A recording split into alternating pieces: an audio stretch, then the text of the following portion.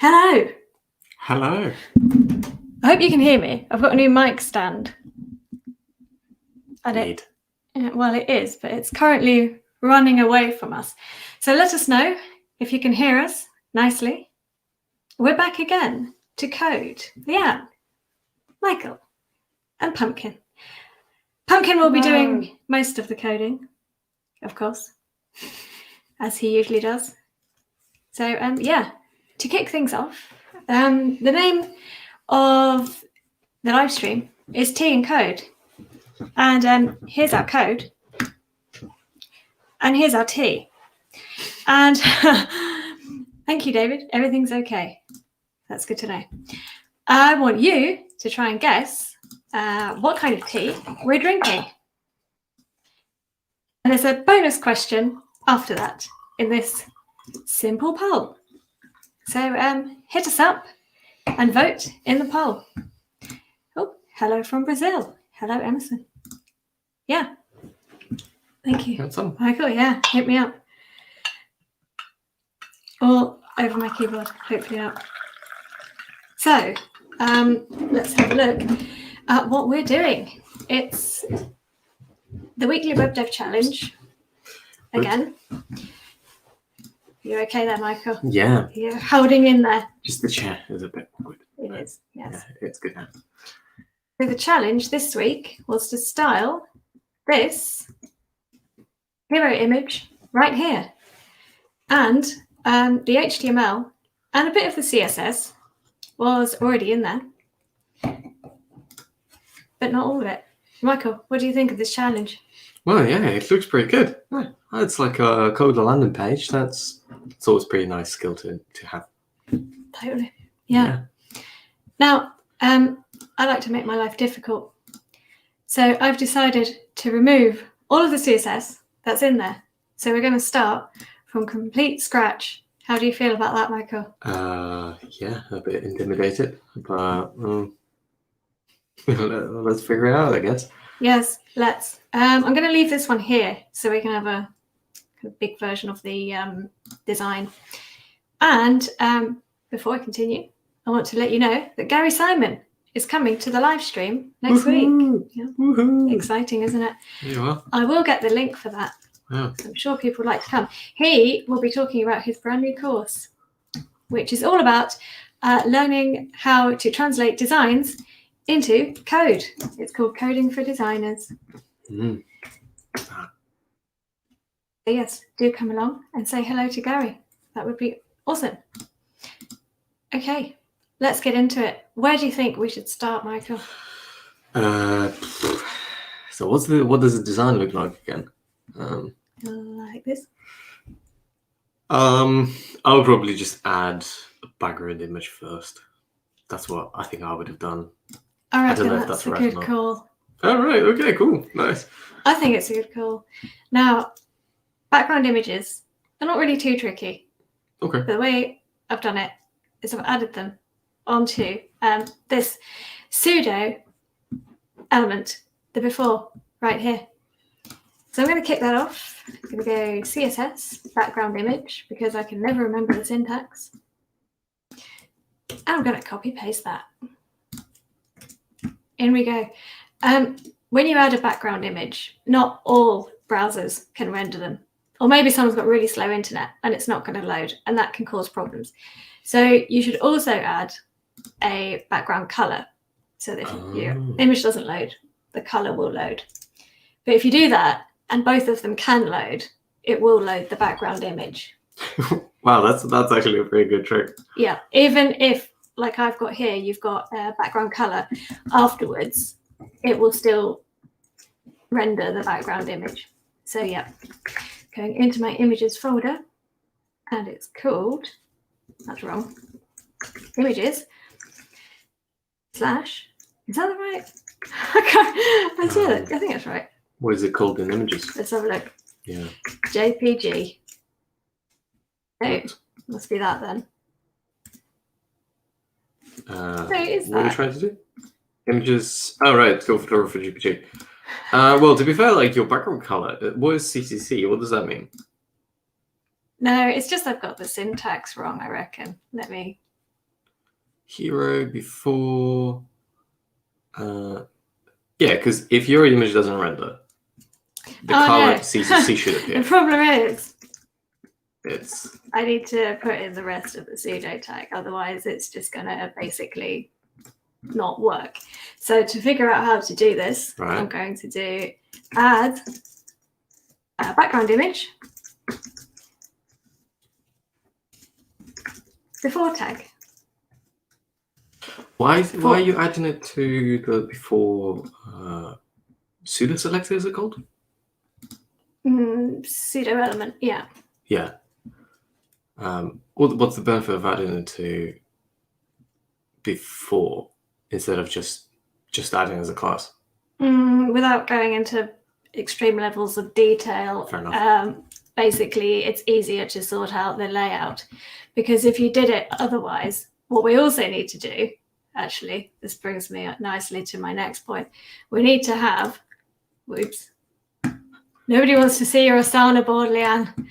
You are so well organized on yourself. Yeah, it's all a ruse. We need to have position relative on that bad boy and position absolute on this bad boy. Now, please don't ask me about details of why, because I honestly don't know. It's just one of those tricks you learned from Kevin or something. Probably.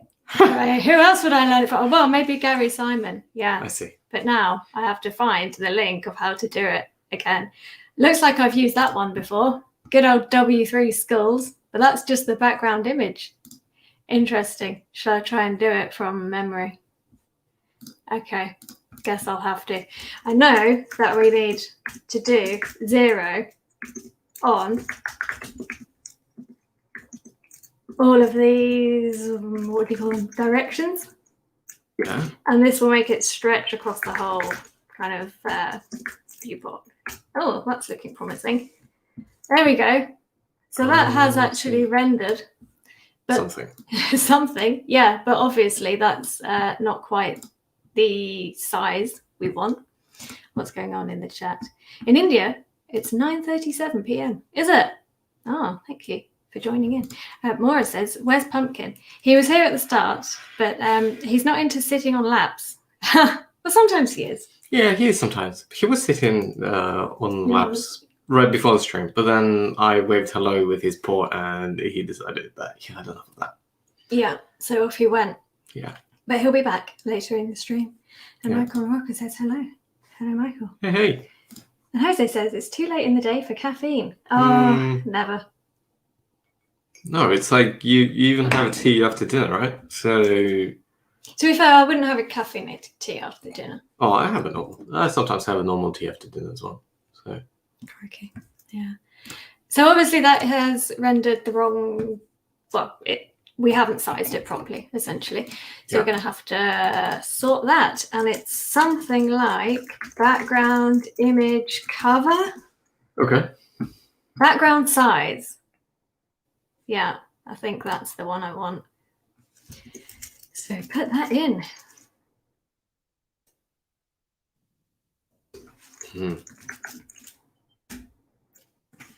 All right. Yeah. So that's already looking a bit better, but obviously we want it the full height of the viewport. So to do that, do height 100 dh. Woohoo! Yay! That's a relief. Now, obviously, it's covered everything else up, which is a bit of a pain. So we need to send it to the back with a Z index. Oh, now I see. Everything's on top. So there we go. So that's starting to look good. But we do have this image of the gap around the outside. Do you know what the reason for that is? I think it's like presets, isn't it? Yeah, the default margins and whatnot. Yeah. So you can get rid of those on the body, or you can use this star selector, which means everything. It selects all. Yeah. A lot of people seem to do it on the body, but I'm not really sure why, because when I've done that, I find that sometimes I still have problems, whereas with the star one, it seems to not have that problem. Maybe there's a downside to using the star. I've not found it yet. You do as you see fit. So we're going to hit up with margin 0 And it's gone, woohoo. And I will also reset the padding while we're at it. Right. Cool. I think like with a star, if you, what is it called when you, I think it's called an iframe or something, when you render another page inside of your page with an iframe. Yeah. It could be that a star would apply to styles within your iframe, and then you would be resetting those styles inside of the iframe page. Would you? Oh, I don't know. It is just a guess. Maybe that's why they do it on the body, because then you just select your body of it, your page, and that's it. Wow. But if anyone has an idea, yeah, let us know. I am going to now open this in a separate tab. I always mention this because not everyone knows this. So when you've started your note and you've saved, which I have, you can click these three dots and open it in a new page. Hopefully. No, it hasn't. You didn't save it. I'm pretty sure I did. See, you've got to be careful with this because it doesn't always cover it over or bring it over, which is really annoying. Okay, let's give that another go. If not, I will carry on in this one. Okay, well, yeah, just pretend I said nothing for the last minute and a half. Okay. That didn't happen. Let's continue. Yeah, what would you do next, Michael? Here's our design. Well, I'll leave that notch at the very top till the latest. Gradient bar. Yeah. So yeah, probably just lay out the text, put everything to the center, and then move the text to the sides and stuff, and the bottom. I think that's a good call. So I'm going to do that with the old text align center. Is it really that easy? Not always. Oh, I was like, why do I hate CSS if it's that easy? If only it were always easy. But you know, we're on a roll, so let's enjoy it while it lasts. Cool. And now, to spread them out, I'm going to use Flexbox, which means display, flex. And you want to obviously wreaks havoc. Yeah. So we need to change the axis, I think it's called. Flex direction? That's right. Very good, Michael. You're on a roll. No, I always get these mixed up. Column is the one we want. Yeah. And then to spread them out, I think it's justify content space between. Nope. I don't know. Maybe it's not then. Maybe. Oh. Well, I remember you shared that. There's line items then. I did indeed share that Flexbox cheat sheet, Michael. Flexbox cheat sheet. So let's figure out what's going on.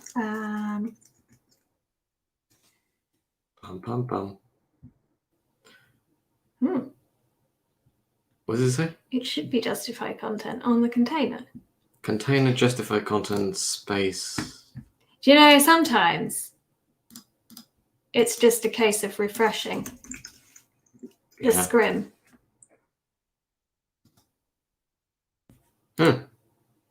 Space between.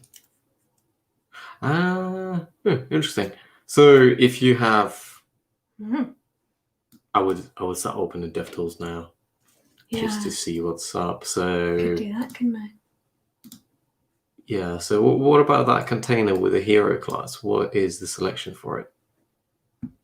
Or where is it? This one. Probably need to. How do you zoom in on DevTools? You've done it before, haven't you? Oh, command. Yeah. Yeah, command. But yeah, and bring it out.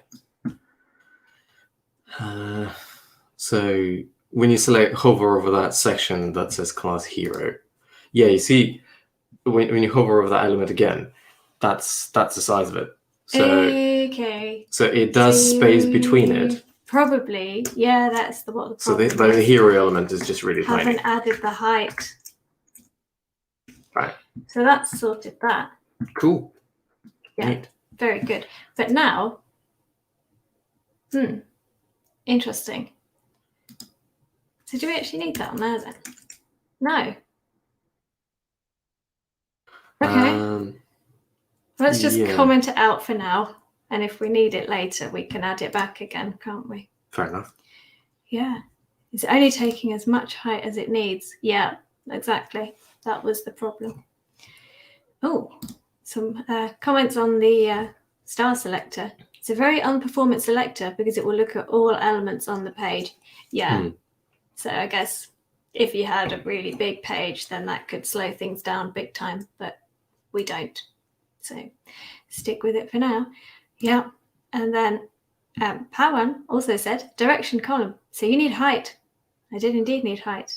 I need height in real life as well. I'm very short. I've solved one problem. No one can tell because it's we're at level. The beauty of home working. Yeah. Okay, lovely. So I'm going to put in the color now. I'm going to go with white. I might change it to something else a bit later. And this button is a bit mad. Yeah. Quite. I'm not really sure why it's that big. Maybe it's these that are doing it. Nah. Nope. Because it's not that big by default, is it? In your index HTML, what classes do you have on a button? BTN.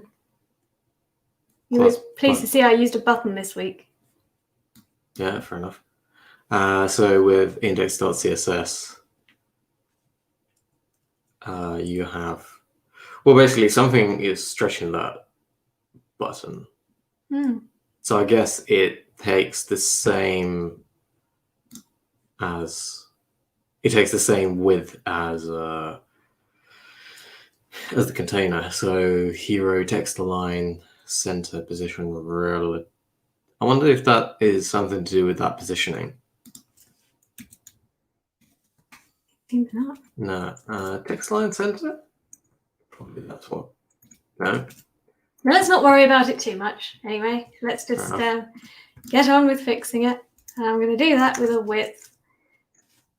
I always see this one when I type width. It says widows. And I think, what is widows? But I've never looked it up yet. Maybe I will one day. Maybe I will now. CSS, widows. Widow is the last line of a paragraph that is left alone on a new page or in a new column. Oh. Wow. So like this. Wow. How specific is that? Yeah, that must widow's property. That must be some kind of very old school layout typography term. Something to do with magazines and that kind of things. Must be. I mean, there's also an orphan one. Is there like a whole range of Victorian characters for CSS properties? Well, yeah, because magazines probably started off in Victorian times as well. Yeah. Well, that's kind of answered that without going into too much detail. So anyway, I have styled the button. Now I'm going to put it in the middle. Margin. Oh, auto. Woohoo. Cool. Yeah, totally. What does the button actually look like? Let's take a look. Oh, pretty big padding and rounded corners. And then that gradient. But this gradient is the same as this gradient. Yeah. So I'm going to add those gradients later. Okay. Just put this in for now. So I'm going to put in the padding of 1 EM top and bottom, 2 EM side to side. And then the border radius, 5 pixels. I might do 10 actually. And for now, I'm just going to put in a color of orange. No, we want a background color. The eternal problem with CSS is writing color in. Oh God, I put it on the wrong one. Is writing color instead of background color. Yes. Right. So that's good. Now, we found out last week, didn't we, that to get rid of that border none. I think it's semicolon. Yeah. Typo. There we go. Cool. Yeah. Nice. So Well, comments? Daniel? your hero has no height. It's just going to take up the amount of space that the text takes up. So there's no extra space to give up between the elements. Is that what I think before we fixed it, that was? Possibly. What is it? What do we have then? Yeah, we fixed it, yeah. I think. Fair enough. Yes. It's now it has a height. Cool. Okay. I'm going to put in the font, which I've actually already put it in the HTML. I'll show you anyway. Google Fonts. And it's called Ubuntu. So you'll like it, Michael. And I added the 300, the 400, and the 700, not italic. So I just copied and pasted these into the HTML. And now I'm going to copy and paste this into I'm going to put it on the body actually. Oh. Nice. I think we got a reply. That one. So that was in regards to star selector. So I guess this was about star selector. Mm-hmm. But I don't think I understand it because I'm not great at CSS. So, or maybe we're just misreading the comments. I don't know. I think it is separate. Yes. Well, fair enough. And then Eric says, what type of teas are you enjoying? Well, yes, there's actually a poll going on, Eric. You can guess which type of tea we're all enjoying. Cool. Okay, let's get on with it, shall we? What would you like to do next, Michael? Oh, yeah. I just think I spoke something. I think when you do the star, it will take away the margins from all the other elements that will have margin. For example, H1 tag has a default margin. Oh, I see. Right. So I think Yeah. So when you reset on the body, you're just resetting like the default page margins. But if you do a star, you reset margins on every default of every element, on everything, not just on the page. Mm-hmm. So I guess that's why we should probably be using body instead of a star. Some people do use the star though. Maybe they're okay with resetting it like that. The plot thickens. I mean, we can move it and see what happens. Let's go. So far, so good. So we can get rid of that. Yeah, fair enough. Okie dokie. There you go. Yeah. I think it's time to add a max width because we don't really want this whole text going across the entire page. Cool. So we look at the design. Yeah. How much of a percentage would you say that is? From what, each side? How this title is what percentage of the total page? 70?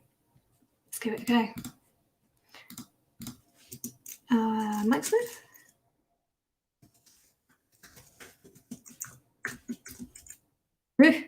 I don't want that. Let's move it. I suppose really only the H1.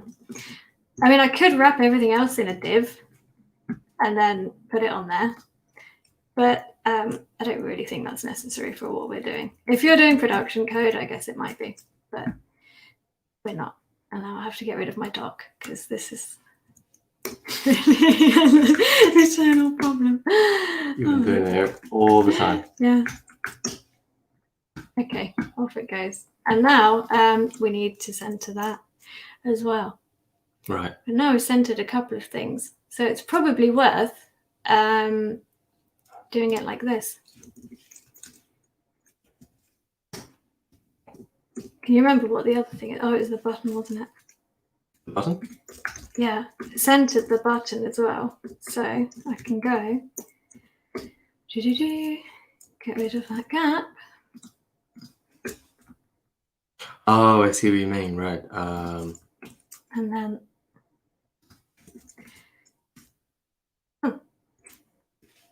that's because I put it in the wrong one. Yeah.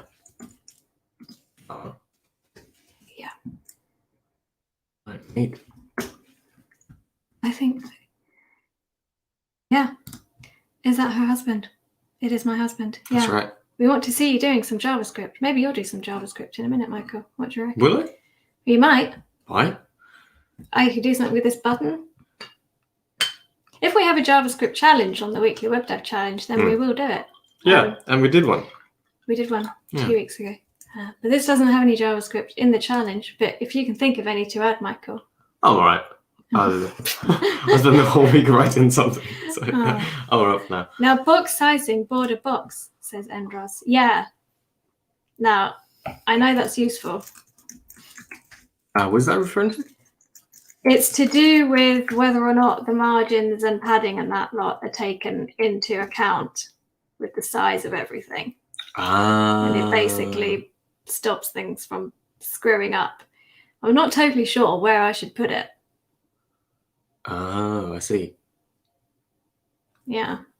So let us know. Interesting. Indeed. Shall we do the gradient then? Yeah, that actually looks like it's pretty much. What's the design again? Here's the design. Moving it over. Oh no, look, we've got something to do on the typography because this is professional photographer is in bold. And in the HTML, it's in a strong tag, but it's not making any difference because this is an H1, which is already in bold. So what we need to do is change the font weight of the H1 to 300. So that will be nice and light, and then professional photographer will be bold. Wow. Yeah. And I will, it's actually already made professional photographer bold because it's in a strong tag, but it's always good to specify it what font weight you actually want, because sometimes different browsers will render things slightly differently. Right. Because they probably have some sort of default with them themselves. Yeah. Makes sense. Cool. Okay. That noise was our cat yawning. Yeah. CSS, gradient generator. Yeah. Oh, this is an ultimate CSS gradient generator. Oh, crikey. Can you make sense of this? I think you had a different one. I did, but this said ultimate, so I thought it would be better, but it's clearly not better. Okay, enter colors. I think they are just basically red and orange. Oh, well, you can't actually just choose the colors. How annoying is that? Okay. Yeah, you probably can't just write it. I'll get one from here then. Cool. And then red. And yep, that'll do. some kind of orangey. And we want it to go, let's check the design, from left to right. So that one. This is a cool little tool, isn't it? Whoa. That is. That is. I mean, that doesn't look like what we're planning. Just look from. I'm digging it. From right to left, red to orange. Yeah, fair enough. That's what we want. And we are going to put it on. Actually, it's going to be on two things.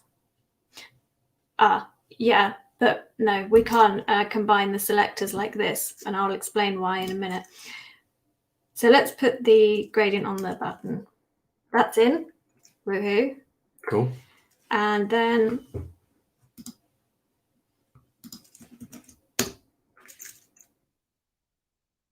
yeah, the color.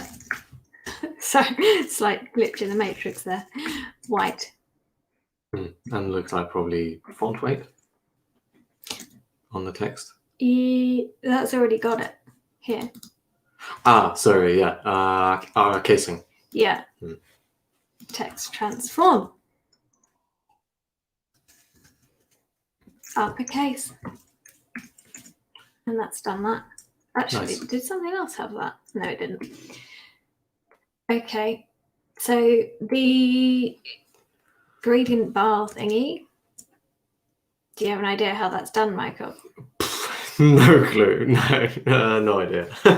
Well, originally my thought was to add a div with a height of 3 pixels and a width of the same as the button, I guess.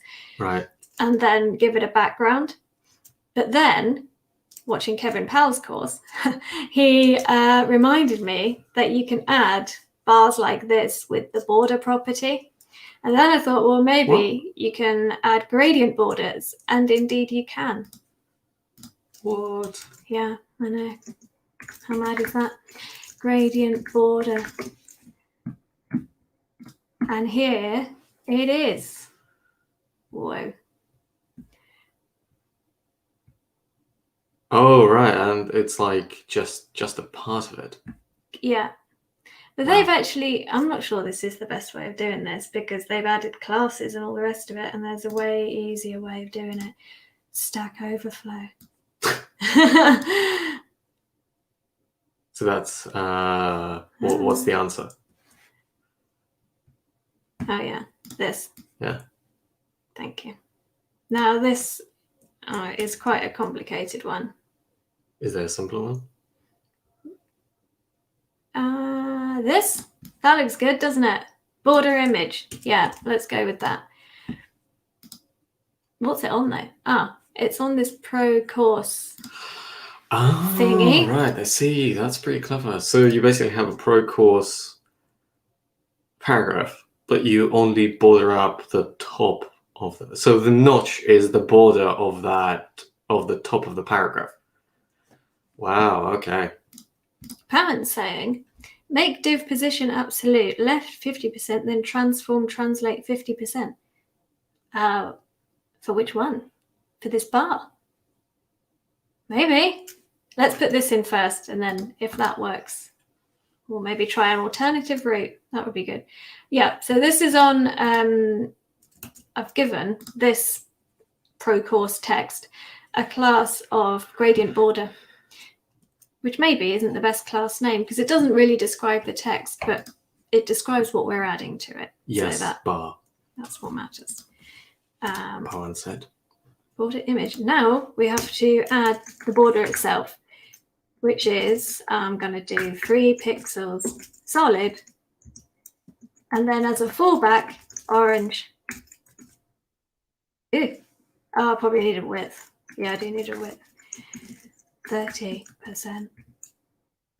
Ooh, crikey, that didn't work. I wonder why. Well, there's something did show up for a second. Did it? Yeah. Is it this? Nope.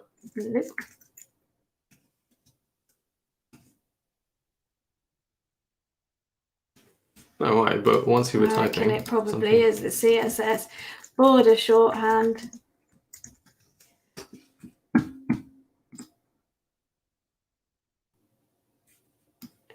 Let's give this a go. 5 pixels underneath. Okay. 5 solid red. Maybe it's just the order in the CSS.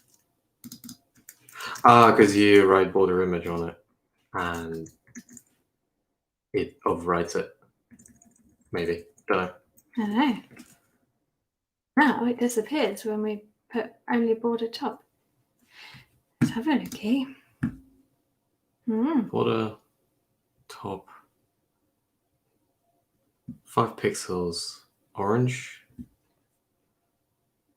Do you need a margin of something? Yeah, I would need one. Actually, that's a good point because look where it is now. Margin, auto. All right. That hasn't solved the problem, but at least it's in the right place now. Center it.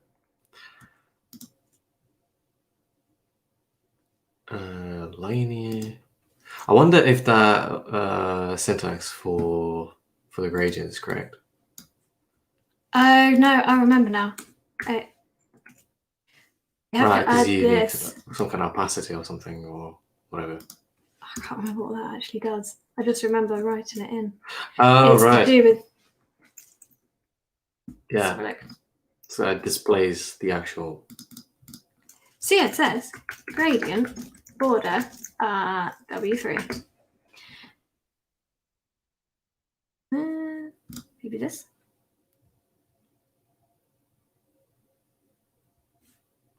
No, that's like the shorthand property. Maybe it's in this. Anyway, for reasons we won't go into, you need to have a value. This value here in order for the border gradient to show up. Mm-hmm. So yeah. Okay, so Pavan says, yes, bar. So make the, should we try this one? Just to see what happens. Sure. Now we have a fallback. Make div position absolute. So this one, I guess. Absolute. Ooh. I think it's no, I think it's not gradient. Because the gradient border is applied to one of your paragraphs, isn't it? Yeah. Sorry, to the, I think Pavan is trying to say create a separate div, make that div position absolute, and so on. Yeah, that's what I originally did. I see. In my, when creating this design, basically wrapped. I didn't actually wrap it. I think I just put it here. Yeah. Class. Let's call it gradient bar, and then like that. Yeah. Now it's kind of in the way. And then do something like height, I don't know, 3 pixels. Width. Not widows. It's never widows. 30%, and then like background pink. As an example. Fair enough. Yeah. And then margin. Oh, auto. So now it's up there. Oh, I see. Right. Yeah. See it, but yeah. So that's what I did originally. But then I thought it's a bit simpler to do it with the old border. So yeah, lovely. Fair enough. And now I'm going to delete my div. Have my div. Okay, cool. Oh yeah, and the hover state on the button you can do in one line of code, which is cool. Can you imagine that, Michael? Really? Really? I'm skeptical. Yeah. I think you need 20 lines of JavaScript to do that. CSS filter invert is what it's called. And what it does, as the name suggests, it inverts all the colors of everything within that selector. So, wow, really? Wow, that. Yeah. Oh, what was it like? Invert. Yeah. And then, remember which way it goes. Let's try that. What are the units? Oh, wow. I think it's like 1%. Oh, It okay. doesn't seem to make a huge amount of difference what number you put it be in there. parts of 1? Like, maybe it is. 1.5? Yeah, it probably is. 0.5. Yeah. Yeah, so 0.1 gives you very little difference, and then 0.9 is 90% of the way towards the opposite side, basically. I see. Yeah, makes sense. Yeah. And that's been added to the hover and the focus. Wow. So if people, the reason you should have a focus state as well as a hover is so if people are using the tab button to go through your page, they will be able to see where they are. Oh, nice. Yeah. Oh, yeah, and I read somewhere that you should never remove that border when you select stuff. That's right. You can, but you shouldn't, because it's difficult for accessibility. I see. PPP SLP says nice hover effect. I didn't know that one. I didn't know that one either until this week. And someone in the live stream last week suggested filter with a different property for doing something else. And then I got looking into the other possibilities. Where is it? And yeah, this is what we came up with. Wow. I don't know what sepia is. Let's give that a go. Sepia 1. Oh, well, Yeah. it applies sepia effect, I guess. Yeah. Oh, hang on. That So was- you can apply sepia effect on the photograph because we've got in the design. Oh, yeah, that's a good point, actually. We haven't done that, have we? No, If we look at the design, it does have it's got this weird, like some blurred kind of effect, I would say. filter, some kind of Yeah. thing on it. And one way to do that is you can actually use an image which is blurry, which is, I saw in Kevin Powell's course, it was like a clear image and then a darker, slightly blurry image. And I was thinking, oh, how did he do that? And then he just said, oh, yes, there's image and then there's dark image. And I was like, oh, if only I thought of that. That would have saved me hours of my life. Or not to make it darker, but to make it slightly blurry. You can do opacity 0.8, maybe 0.7. Or we can give this filter a go. That's a good idea. Filter sepia 0.7. Ooh. Maybe both actually would be nice. Not sure how I feel about this. That sepia makes it look like 4. That's slightly snowy. Maybe 2. Is that actually making any difference? Slightly. Yeah, it does. I think 3. It does for some reason make it look a little bit London-y. I guess it's all the bus fog. It's the smog, yeah. We can say that because we used to live there. Yeah. It might actually be in London because that looks like a cab, although it's not black. I don't know. I don't know. The road looks a little bit too wide for London. Yeah, that's true. Might be somewhere in the city. There are no double deckers on the picture. No. If it doesn't have double deckers on the picture, it can't be London. I do worry slightly with having both of these that the contrast isn't great. There is I that. can check with this. Can I? No. It Uh, doesn't always show, and I don't really know why. Is it because it's inside the mini browser, do you think? could be. Yeah. So for now, I'm going to stick to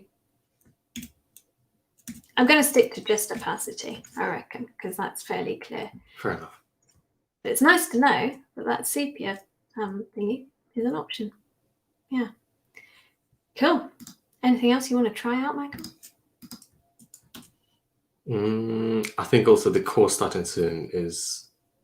I think when we look at the design again, there's probably like tiny little tweaks, to be honest. You know what we could do? We could add slightly bigger button and the text at the bottom slightly to the bottom. Oh, That's it. To be honest, I think was just because I cropped it slightly wrong.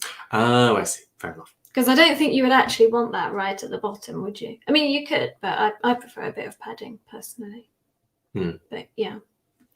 Cool. Oh, Eric says, this is my first time. I wasn't sure what to think. I'm really enjoying it. Oh, thank you, Eric. That's nice to hear.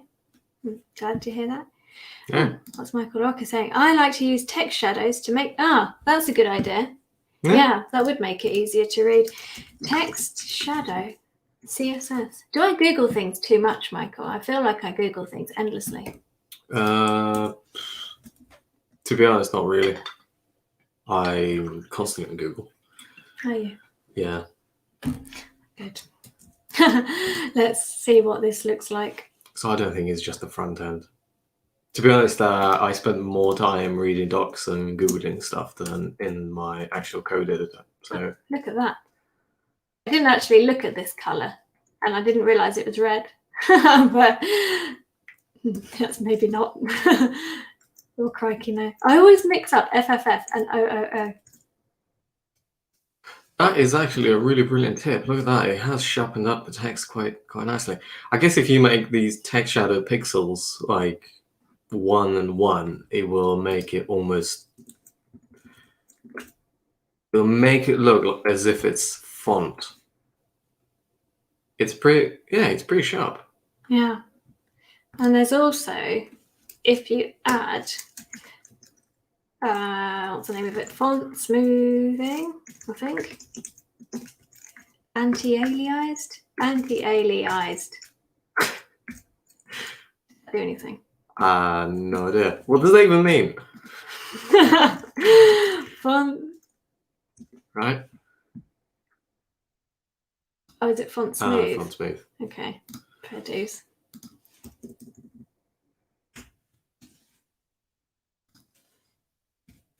But are you sure that the name of that property is? Anti.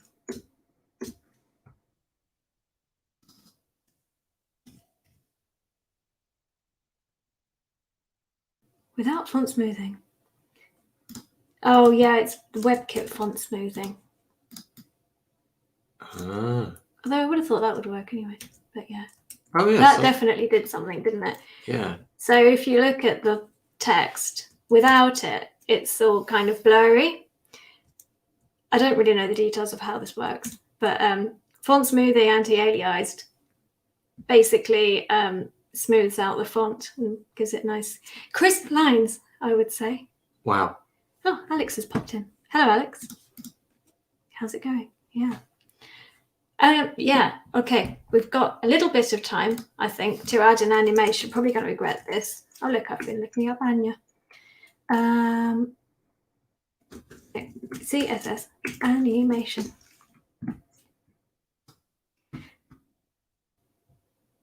So what you've got to do is set up the animation code. Let's do it here. Then the name of it can be BTN pop. Okay. What's the animation you're making?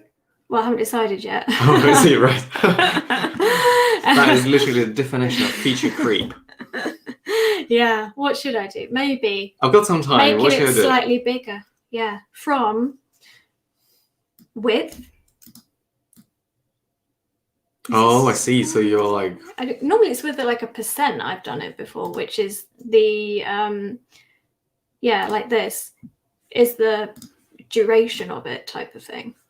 Hang on. Ah. Always copy and paste, Leanne. Don't try to type, you know. Or actually, maybe we should do a color. Should we do color or size? Probably. I would probably... Well, color is kind of when you hover on it, so probably size. Well, they're all if you hover on it, aren't they? Oh, I thought you wanted just to have that button, like, you know, sign up, kind of call to action, constantly like on the page, animated. constantly animated. No, God no. Oh, that, you know, that's why I don't do CSS, because I'm going to do a width. We can make my sense of style is just criminal. We should show them that the worst website in the world you showed me in a minute. So I'm going to do width and then maybe it starts off at 30% and it can go to, let's not go too crazy, let's go 50, although I think that might be crazy. And that's at the end of the animation, so we don't need these. Okay. And it's going to be on the hover. So what do we need now? Animation name, animation duration.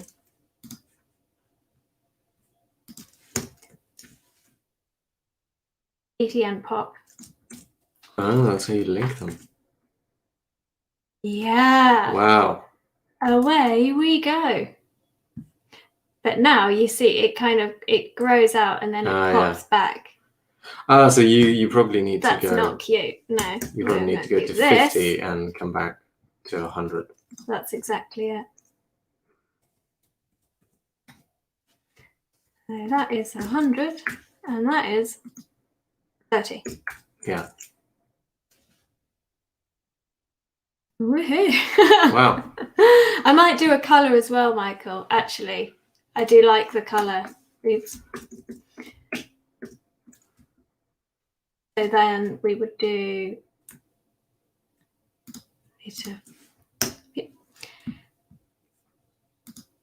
so that Background color. We actually need both of those. Do you? Well, I mean, we don't need them, but we should have them. Oh, look, I've put it in the wrong place. How annoying is that? Okay, chaos has ensued. Yeah. Let's go what back. then? This problem started when I hit enter in the wrong place. I'm going to do them separately now because I don't want any trouble. And then that's sorry, that was that went through. Yeah, you need that one to yeah, correct. Go down there. See, you understand me. I didn't say anything, and yet you still understood what I said. It's quite scary, isn't it? Yeah, I know. It's because that doesn't have that.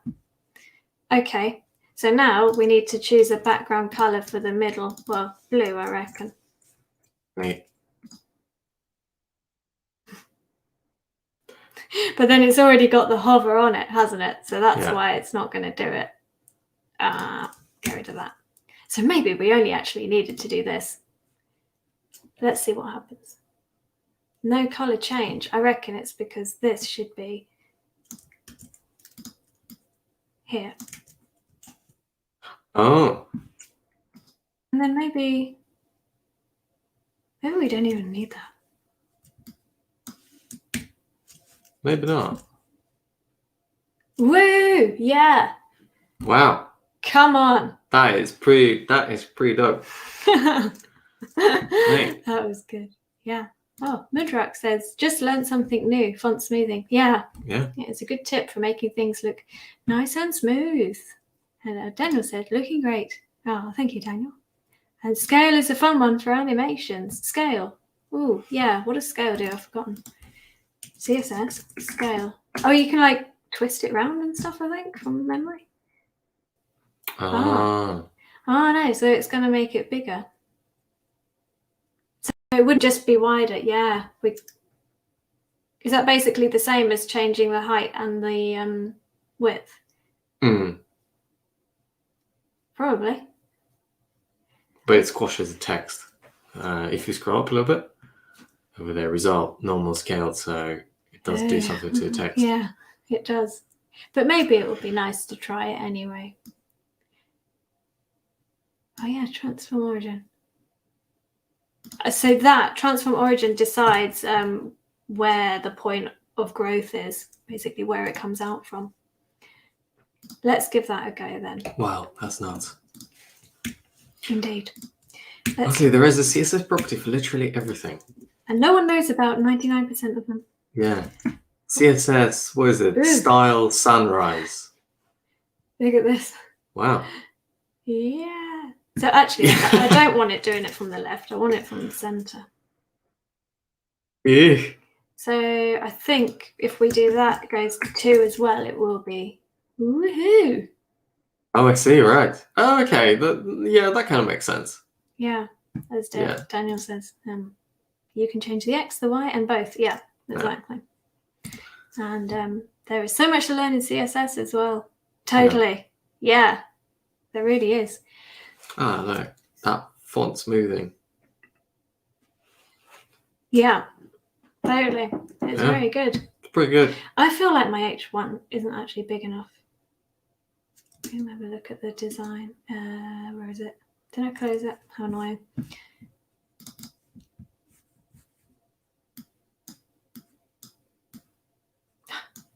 Whoops. Too many windows. Too many windows. And now you're emailing that image to someone. That happens a lot. I blame the Mac email client. So there's the design. I should have done that in the first place. Fair enough. Although now you can only see it like in the big size sets. Anyway, all of this just to say that my H1 should be slightly bigger. So I'm going to go with font size, maybe 2 rems. Yeah. Let's see what that does. I think that's good. Yeah. Shall we see what tea people thought we were drinking? Yeah, let's go. Let's see. Oh, interesting. So 44% of you thought we were drinking Earl Grey. And 44% of you were right. We were drinking Earl Grey. with lemon. And then of the two animals, rhino and hamster, 71% of you went for hamster. Now, it's a very limited option of the animals. I was hoping to add more, but I ran out of time. So it's quite polarizing there. Oh, interesting. English breakfast. I reckon it's Alex who voted for that. Do you reckon? I don't know. I mean, do people actually have English breakfast outside of England? I don't think so. Like, I've never heard of English breakfast tea before I came to the UK. Because, also, why is it called English breakfast here? Because it's like, I guess it's not British breakfast, so that's why. Oh, that's far too political, Michael. Mudrak says, maybe you can use the clamp for text responsiveness. I came across the clamp. Clamp? The other day, looking at Gary Simon's new course. He uses it. No, really. This isn't a shameless plug. Right. He did actually use it, and I thought, oh, what's that? CSS function clamps a value between an upper and lower bound. Clamp enables selecting a middle value within a range of values between a defined minimum and maximum. Do you understand that? Yeah, well, it basically sets it. Whatever you do. Right. Yeah, I remember now. It's like min-max, but for font. It is, yeah, correct. That's a good idea. Let's do that. Copied the wrong thing. I love that CSS developers don't go like, well, we've got this property for other thing. Can we just try to make sure that that property works across the board? No, let's invent another property with a completely different name that we can just apply to fonts now. I don't know if that's it. I think, yeah, it definitely has worked. Yeah. Ah, cool. When you bring it too tiny. Yeah, then it becomes really small. So it's basically like, well, I don't know, how interesting. So, like, I remember we used to write a lot of responsive for different responsive layouts, and you basically have to start rewriting all the different font properties for this viewport because you need to scale down your fonts or something. Does that sound right? Well, you have to rewrite all the properties. Yeah, like for example, if you have a different size screen, then your default font looks too big on that screen, so you have to. Oh no, actually, that doesn't matter.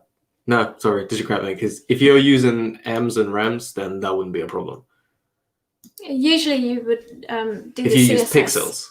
If you use pixels, you'd have that problem. Yeah. Usually, when you do the CSS, you would do it mobile first. So the main body of the CSS is styling the mobile version, and then your media query styles the desktop version.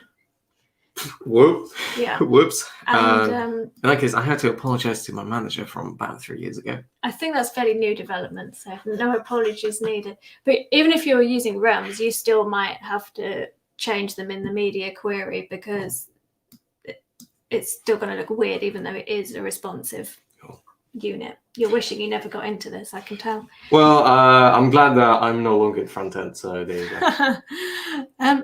Pawan says, on button active, you can do a transform scale for a nice click effect. Let's give that a go. Button active, you say? Ah, okay. Yeah, we don't actually have an active. I never actually remember to set the active. It's I think it's a pseudo selector. Is it not? No, it is. Oops. So what was it? Transform scale.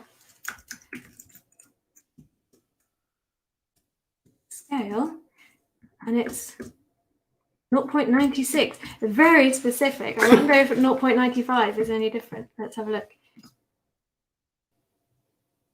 I'm not sure what that does.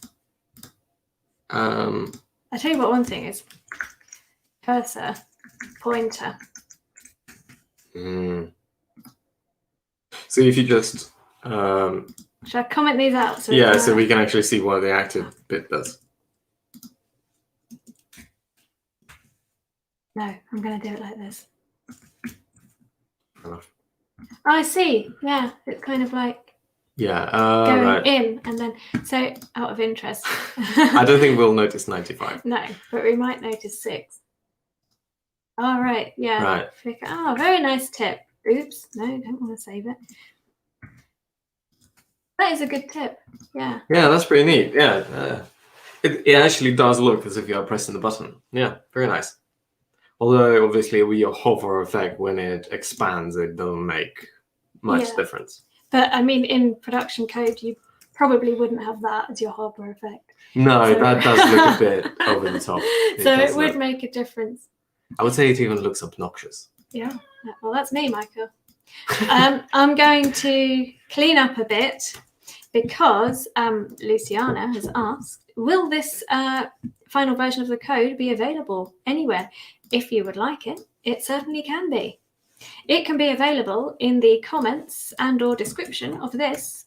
Well, I mean, kind of now. Oops. After I've cleaned it up. My indentation's a bit awry, isn't it? I can get rid of that.